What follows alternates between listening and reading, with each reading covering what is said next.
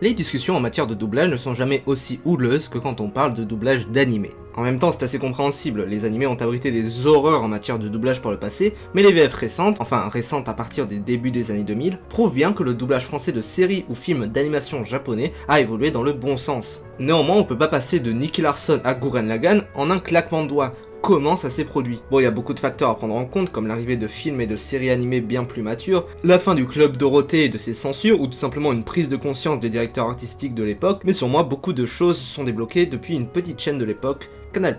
Canal+ a été l'un des pionniers de l'animation japonaise en France, en diffusant notamment Neon Genesis Evangelion, Serial Experiment Lane ou Cowboy Bebop dans ses premières années. Alors, pourquoi j'ai choisi ce dernier?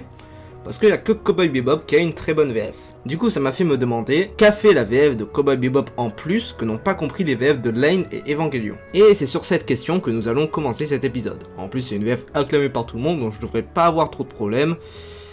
Ah, il y a des gens qui aiment pas trop. Il y a un film où le cast vocal est totalement différent. Bon, ça va être un peu plus chiant que prévu en fait.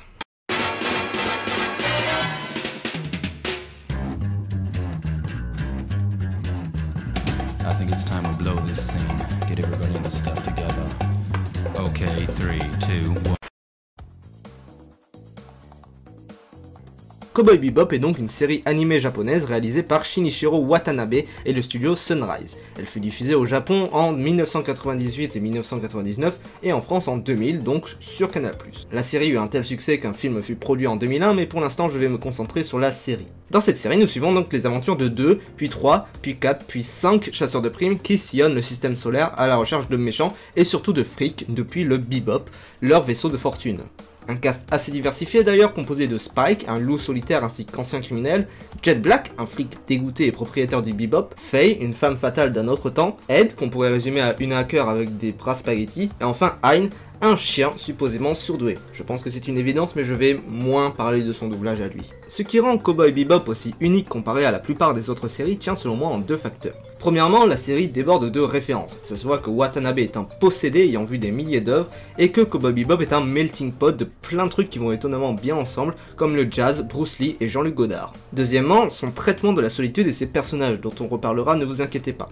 Cowboy Bebop est rapidement devenu incontournable. Watanabe continuera à faire des séries hyper cool, dont Samurai Champloo et Space Dandy, deux séries que je vous invite également à découvrir et qui ont aussi des VF de taré. Parce que oui, depuis sa sortie, la VF de Cowboy Bebop est devenue presque aussi culte que la série en elle-même. Acclamée par beaucoup comme étant l'une des meilleures VF d'animé, mais en faisant mes recherches, j'ai vu que quelques personnes n'étaient pas de cet avis. On reviendra sur leur opinion plus tard. Le doublage de la série a donc été effectué au studio Shinkel, grand studio de doublage notamment d'animation ayant produit les VF de Hunter x Hunter, Evangelion ou Samurai Champloo. A noter qu'ils sont toujours très actifs en faisant actuellement les VF de The Walking Dead, Adventure Time ou Dragon Ball Super. La direction artistique a été confiée à Thierry Kazazian, originellement comédien mais aussi directeur artistique, spécialisé dans les animés avec des excellentes VF comme celle de Full Metal Alchemist, l'original et Brotherhood, Fooly Cooly ou encore Trigun. A noter que Cowboy Bebop est l'une de ses premières directions, qui plus est l'une de ses premières directions chez Shinkel. Commençons par l'adaptation de la série. C'est plutôt inégal. Le vocabulaire de la VF de Cowboy Bebop est assez cru et naturel, ce qui correspond parfaitement à l'ambiance de la série. On remarquera cependant quelques trucs un peu bizarres, déjà pourquoi avoir traduit la monnaie de Wulong à Huron, peut-être pour la lip sync, peut-être pour une meilleure compréhension, peut-être que c'était imposé par le distributeur, je ne sais pas. Aussi, il y a quelque chose qu'on retrouve assez souvent lorsqu'on compare la VF et la VO de production japonaise, les VF n'hésitent pas à déborder un peu, la langue japonaise pouvant donner beaucoup d'informations en très peu de temps.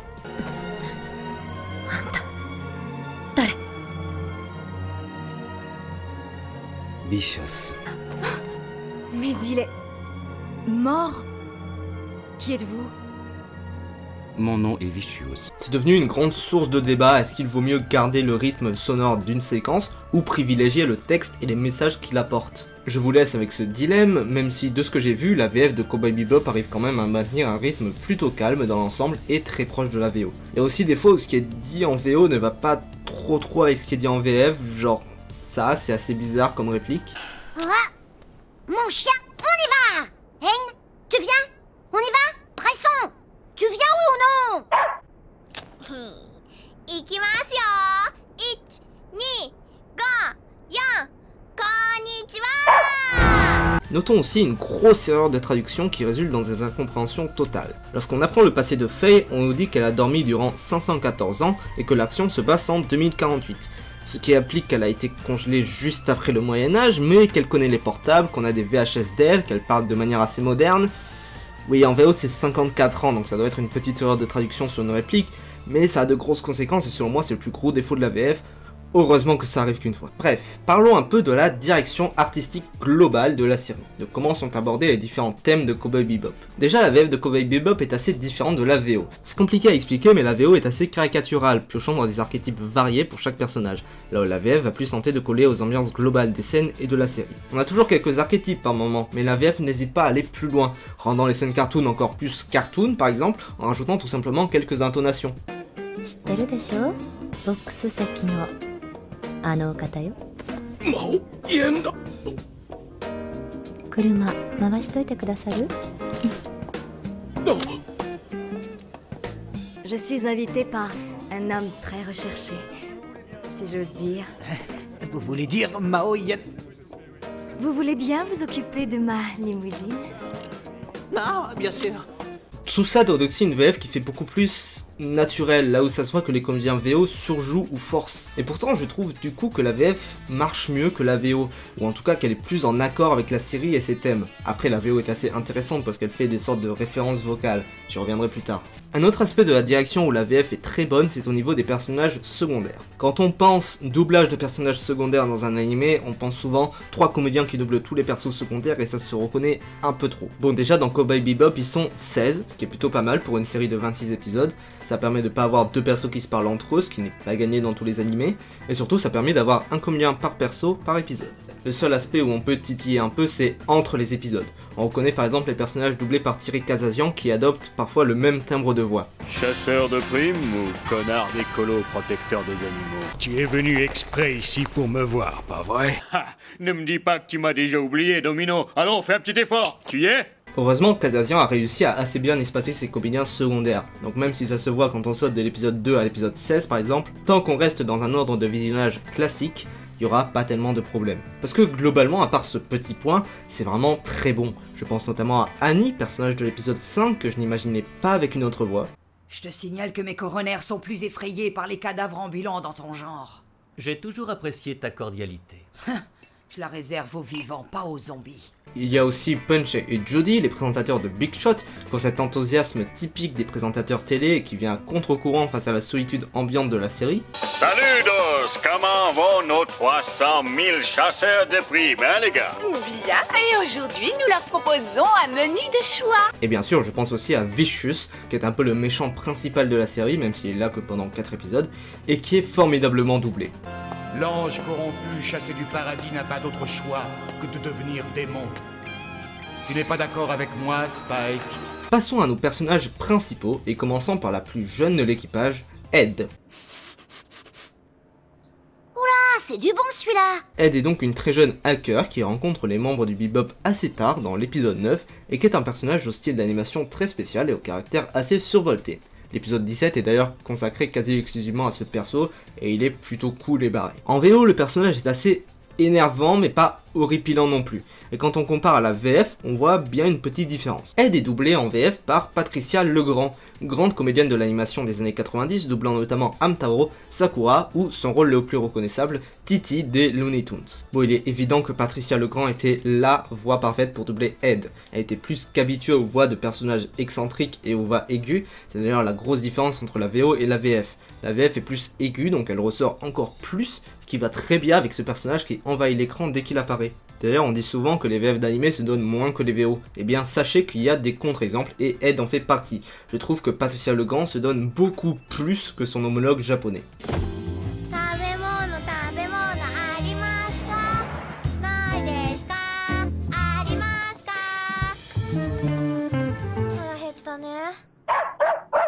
Dites-moi, chère madame, avez-vous de la bouffe? Dites-moi, cher monsieur, avez-vous de la bouffe? De la bouffe, de la bouffe, de la bouffe. Vous en avez pas? Après, cette impression est aussi due au fait que le mixage son de la VF met plus l'accent sur les voix lorsque la musique est plus présente, quelque chose qu'on retrouve dans la plupart des VF d'ailleurs. Maintenant que c'est fait, parlons de la deuxième femme du bebop et la plus sulfureuse de la galaxie, Faye Valentine. Tu sais, quelque part, tu m'as toujours fait penser à ce type que j'ai connu. Oui, il était comme toi, un brave et fidèle toutou. Il s'appelait Whitney Argas Matsumoto. Faye est un personnage venu du passé lointain de 2014, en tout cas en VO. Elle s'est réveillée 54 ans plus tard pour découvrir que tout a changé, qu'elle est recherchée, bref, tous les pires trucs à apprendre au réveil. Au niveau de sa personnalité, Faye est une femme fatale assez solitaire, et tout comme Ed, elle a un épisode qui lui est consacré, l'épisode 15 qui explore son passé plus en profondeur, ainsi que l'épisode 24 avec Ed, qui est certainement mon épisode préféré. Elle est doublée en VF par Bérangère Jean, qui tout comme le grand est habitué au doublage d'animé et qui double encore récemment des petits rôles dans L'Attaque des Titans ou Fairy Tail. Faye est le gros sujet de débat entre ceux qui préfèrent la VO de Cowboy Bebop et ceux qui préfèrent la VF. En effet, en VO, Faye a une voix très sensuelle et fluette, et en VF on retrouve une voix moins sensuelle certes, mais beaucoup plus mature et imposante.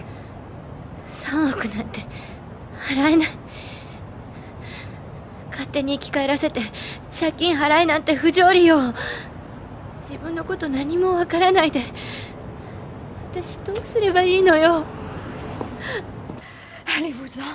Allez, tirez-vous. Je ne parviendrai jamais à payer 3 milliards durant. Me ramener à la vie sans rien me demander, m'obliger à payer alors que je me souviens de rien. C'est absurde. Et en vrai, je comprends que le débat ait lieu, parce que la VF est assez éloignée de la VO, elle ne montre pas le même aspect du personnage. Alors c'est sûr, d'un côté c'est une femme fatale, donc elle a en quelque sorte besoin d'appâter ses ennemis par son côté innocent. Et pourtant la VF n'est pas une interprétation erronée. Faye n'est pas juste une jeune femme douce comme la fleur, c'est même plutôt le contraire, c'est une chasseuse de primes bordel. On est là pour ce cas typique où la VO et la VF sont très différentes mais toutes deux très bonnes. Un cas que j'appelle communément le cas Light Yagami. Je pense que c'est surtout l'incohérence au niveau de son passé qui pose problème, ce qui est totalement compréhensible. Il est l'heure de parler de l'un de mes personnages préférés de la série, Jet Black. Tu as des ennuis, c'est ça? C'est une ville nouvelle ici, j'imagine qu'un bail ça doit être la peau des fesses. Ça doit être dur, pas vrai? Jet Black est un ancien flic de 36 ans qui ne fait pas du tout son âge. Il est grand, musclé, chauve et a un bras artificiel, ce qui lui donne des allures de barrette. Jet Black est certainement le personnage le plus mature du groupe et de la série.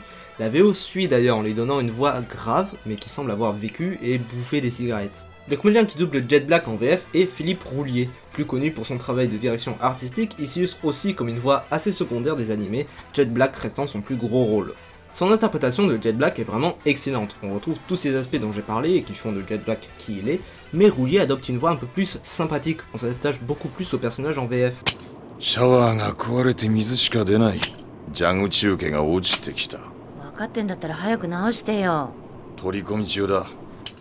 La douche est cassée et y a rien à y faire, le robinet est en rideau.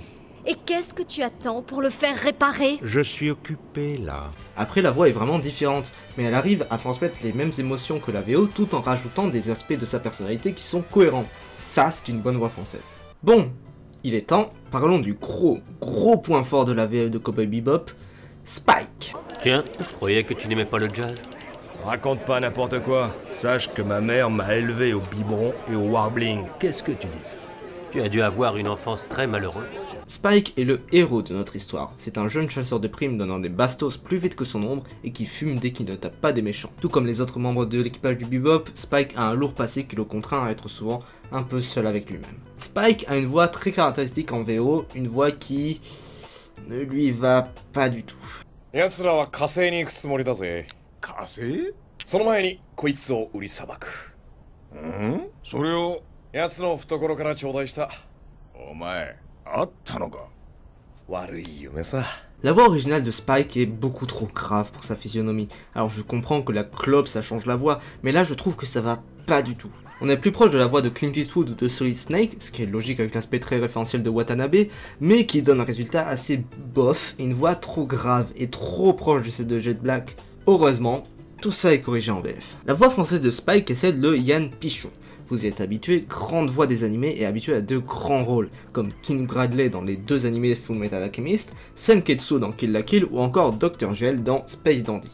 Mais son meilleur rôle, y a pas à chercher bien loin, c'est Spike. C'est aussi l'une des meilleures interprétations dans un animé. Yann Pichon arrive à donner la voix que ce personnage mérite, un mix parfait entre un dandy moderne et un jeune loupard insolent, ce qui correspond à la perfection. こんな話知ってるか？ある虎猫がいた。その猫は好きでもないいろんな飼い主たちに飼われながら100万回死に生き返って100万回生きた。猫は死ぬのは怖くなかった。ある時猫は自由な野良猫だった。そいつは白いメス猫に会い、2匹は一緒に幸せに暮らした。やがて月日が経ち、白い猫は年を取って死んじまった。虎猫は100万回泣いて、そして死んだ。もう二度と生き返らなかった。いい話だ。俺はこの話が嫌いだ。俺は猫が嫌いだ。だと思ったぜ。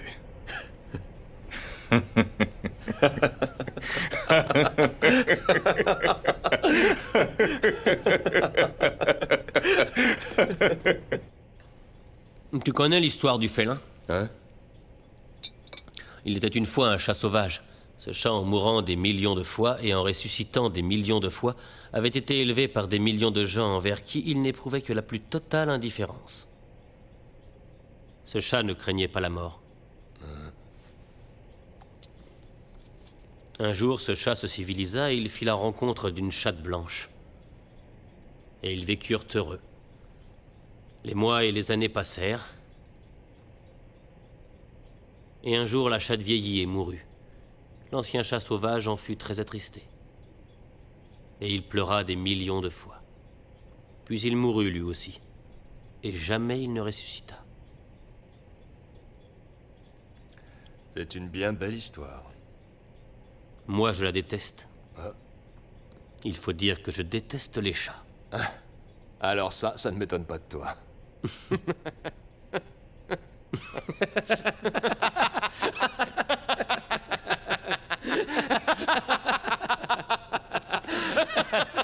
Voilà, c'est une excellente VF et une excellente série, à un tel point qu'un film a été produit en 2001, une occasion parfaite pour concrétiser ce doublage avec les mêmes comédiens.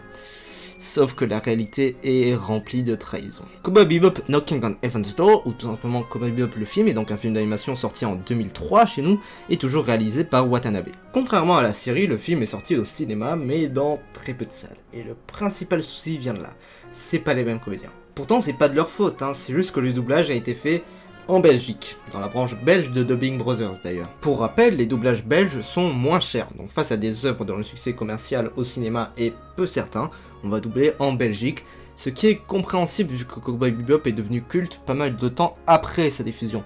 Donc voilà, ça fait chier, mais c'est comme ça. Récemment, des films comme Whiplash ou Get Out ont eu ce traitement avec plus ou moins de casse. La direction artistique a été confiée à Guylaine Guibert, qui n'a pas le même palmarès que Kazazian, mais qui a quand même dirigé le doublage de 2 films de Satoshi Kon, Millennium Actress et Tokyo Godfathers. Bon, après tout ce que je viens de dire, vous devez vous attendre à ce que la VF soit nulle, et vous auriez plutôt tort. Je suis très partagé sur cette VF.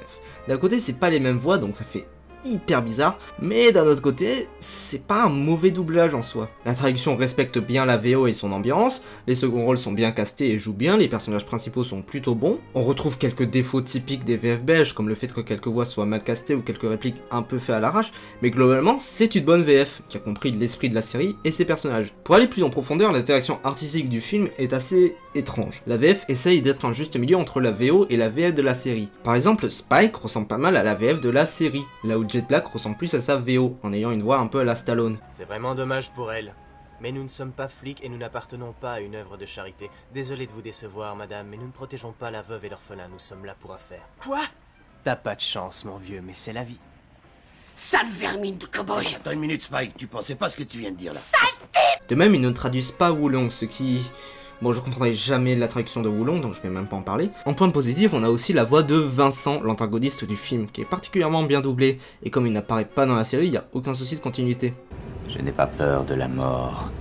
Ça veut juste dire rêver en silence. Un rêve qui dure pour l'éternité. T'es un original, toi, mon vieux. Donc voilà, la VF de Cowboy Bebop le film était condamnée de par son casting, mais elle arrive à très bien s'en tirer. Bon, c'est sûr que ça fait bizarre, mais si vous avez survécu au doublage des films Futurama, vous n'aurez aucun problème à vous habituer le temps d'un film. Avant de finir, je vais revenir sur la question que j'ai posée au tout début.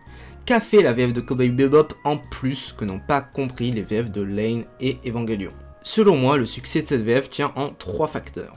Premièrement, un autre directeur artistique. En effet, les VF de Lain et Evangelion ont toutes deux été dirigées par Philippe Roulier. Et oui, le monde est petit et celui du doublage l'est encore plus. J'ai pas non plus envie de descendre Philippe Roulier en tant que directeur artistique, loin de là. Ça arrive de pas avoir assez de temps ou de moyens, de pas comprendre une œuvre, et ça se lie à la deuxième raison sur pourquoi ces doublages sont assez mauvais.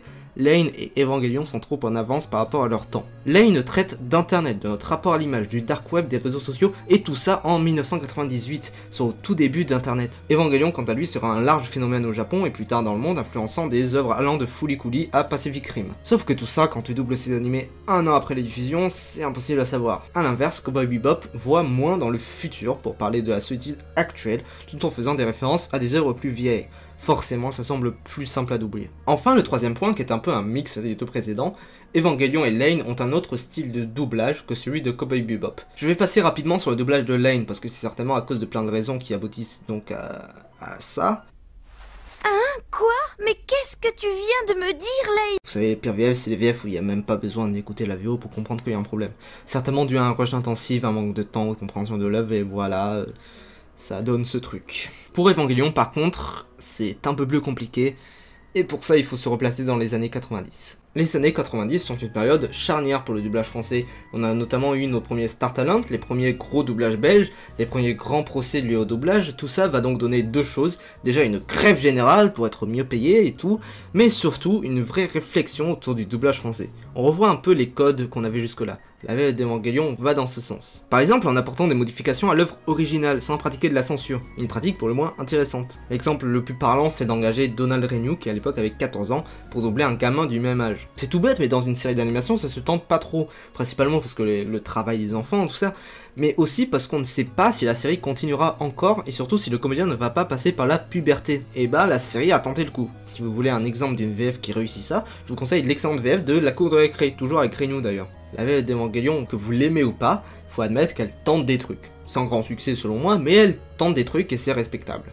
La VF de Cowboy Bebop, quant à elle, ne va pas trop tenter des trucs. La série étant assez multiculturelle et référentielle, il y a moins ce besoin de rajouter ou d'enlever des choses. D'ailleurs, la VF ne fait ça que quand c'est nécessaire, parce que il n'y a pas besoin de réparer quelque chose qui n'en a pas besoin. Bon, pour conclure, la VF de Cowboy Bebop est un phare. Un phare qui prouve que les VF d'animés peuvent être bien gérés. Très très bien gérés. Bon, en vrai, il y avait aussi quelques animés avant, et on avait déjà vu avec des films comme Akira ou les Ghibli qu'on savait bien le faire, mais bref. C'est de cette étincelle que sont nées toutes les bonnes VF d'animés qu'on verra par la suite.